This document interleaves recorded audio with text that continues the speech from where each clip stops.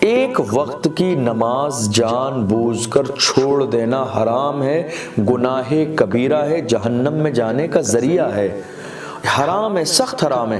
اور آپ روزے کی حالت میں نماز چھوڑ رہے ہیں، اس کا مطلب یہ ہے کہ روزے کی حالت میں بھی آپ اتنے بڑے جرم سے، گناہ کبیرہ سے نہیں بچ رہے ہیں۔ کوشش کریں کہ جب آپ روزے کی نیت کریں تو آپ کی شروعات فجر کی نماز سے ہو، ظہر تک آپ آرام کرتے ہیں تو آرام کر لیں، نماز ظہر جماعت کے ساتھ پڑھیں۔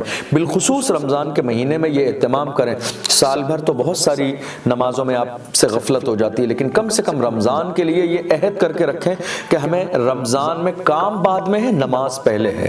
یہ افسوس کی بات ہے کہ آپ رزق کے پیچھے دوڑ رہے ہیں، رزق دینے والے کا خیال نہیں۔ یاد رکھیے جب اللہ کرم فرمائے گا تبھی رزق آپ کے آنگن میں آئے گا، لیکن اگر وہ نہ چاہے تو آپ کے 1000 بار بھی زمین پر پیر مارنے کے باوجود کوئی چیز آپ کو حاصل نہیں ہوگی۔